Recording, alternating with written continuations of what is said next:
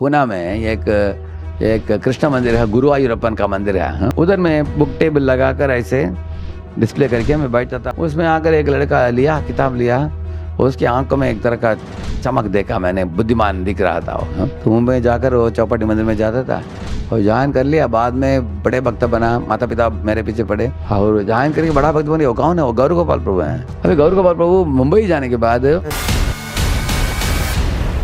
भगवान इस तरह अलग अलग भक्तों को रखा है। क्यों? अलग अलग भक्तों को प्रेरणा देने के लिए।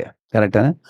इसलिए हमें कभी नहीं सोचना चाहिए कि मैं ही इनको भक्ति में लाया और मेरा अंडर में है और मैं इनके सर के ऊपर बैठा हूँ। ऐसा नहीं सोचना चाहिए हमको। हाँ, हम सोचना चाहिए कि मैं क्या कर रहा हूँ, मेरी ओर से हाँ, किसी को लाया हमने, उसके बाद उनको प्रेरणा किसी और से भी मिल सकता है। जैसे पूना में एक एक कृष्ण मंदिर है, गुरुवायूरप्पन का मंदिर है। हाँ, केरला जैसे मंदिर बनाते हैं। उधर में बुक टेबल लगाकर ऐसे डिस्प्ले करके मैं बैठता था। हर दिन शाम को कंपनी में आने के बाद उधर जाकर 2 घंटा बैठता था ऐसे किताब अध्ययन करते हुए। उसमें आकर एक लड़का लिया, किताब लिया, उसकी आंखों में एक तरह का चमक देखा मैंने, बुद्धिमान दिख रहा था वो। हाँ, तुरंत उसका नंबर लिया, बोला कि आप कुंजबिहारी मंदिर में आ जाओ, हाँ, मिलो मुझे। तो अगले हफ्ते मिलो। टाइम दिया उनको एक दिन, किताब लेकर वो एसएसआर लिया, साइंस ऑफ सिविलाइजेशन किताब लिया। 1 हफ्ते के बाद ठीक टाइम पर आ गया वो। हाँ, एकदम जोरदार बारिश था, फिर भी वो छतरी पकड़ कर आ गया वो। आपने बुलाया था तो बैठकर 1-2 घंटा बात किया उनके साथ। उसके बाद उनको एक एक्टिविटी दिया उनको। मुझे एक वेजिटेरियनिज्म के ऊपर एक आर्टिकल लिखना था 10 पेज का। एक रेवरेंस फॉर ऑल लाइफ करके एक ऑर्गेनाइजेशन है, उनको चाहिए था। इसको दे दिया, बोला मैंने ठीक है तुम ट्रायल करके लेके आओ, देखते हैं। तो इंटरनेट में जाकर रिसर्च वगैरह करके वो 10 पेज का लिख कर लेकर आया।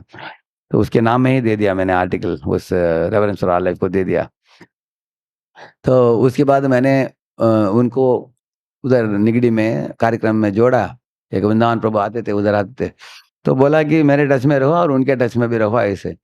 तो बाद में 3 महीने के बाद आकर वो बोला कि प्रभु जी मेरे माता-पिता बहुत पीछे पड़ते हैं। हाँ, तो मैं गंभीर बन गया हूँ, मैं फुल टाइम जॉइन करना चाहता हूँ इस्कॉन में। लेकिन मैं मुंबई में जाकर मेरा नौकरी मिला है दूसरा, मैं चले जाऊँगा उधर। बोला मैंने बोला bye bye, all the best बोला। तो मुंबई जाकर वो चौपाटी मंदिर में जाता था और जॉइन कर लिया। बाद में बड़े भक्त बना, माता-पिता मेरे पीछे पड़े क्योंकि इन्होंने अय्यप्पा के मंदिर में एक ये आयोजन की थी, one time program life after death करके। तो मैं उन दिनों में ये लेकर जाता था प्रोजेक्टर, है ना, एक सूटकेस जैसे, मालूम है आपको? उसमें स्टेंसिल वगैरह लगाते थे हम लोग। उस समय कलर नहीं था, उस समय ब्लैक एंड व्हाइट था। तो मैं उधर जाकर लगाकर उधर बोला, लेक्चर में बोला मैंने, अगर तुम मांस खाओगे तो अगले जन्म में तुम बाघ बनोगे। ऐसा बोला था मैंने। इस तरह कोई ज्यादा सोएगा तो वो क्या बनेगा? Polar bear. तो उसके उनके पिताजी बैठे थे। लेक्चर के बाद उन्होंने बोला, स्वामी जी इस तरह की चीजें मत बोलना, बच्चे डर जाएंगे। ऐसे बोल रहे थे वो। बाद में जब ये मुंबई चले गए जान करने वाले थे, पिताजी ने मुझे पकड़ा, आपने डरा कर उसको एडमिट कर दिया करके बोला। मैंने बोला नहीं नहीं, आपके बेटा बड़ा बुद्धिमान है। वो ये सब चीजें पहले से मालूम है उसको, इत्यादि बोल रहा था मैं। और जान करके बड़ा भक्त बने। वो कौन है? वो गौर गोपाल प्रभु हैं। अभी गौर गोपाल प्रभु मुंबई जाने के बाद परम राजनाथ स्वामी से बहुत प्रेरणा ली उन्होंने, उनके शैली कैसे महाराज जी बोलते हैं इत्यादि में शैली ली और एक डायरेक्शन लिया उन्होंने। पहले तो भागवत के ऊपर बहुत बोलते थे पहले वो, गीता भागवत, उसके बाद दूसरा दिशा लिया उन्होंने ऐसे।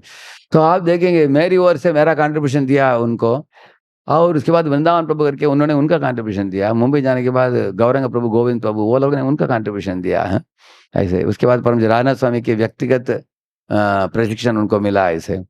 और now he is in another big direction of reaching out to many big shots across the globe. तो हम क्या करना चाहिए? हमारी ओर से जो करना है, सोचना चाहिए कि मेरी ओर से मैं जो हो सकता है मैं करूँगा बस।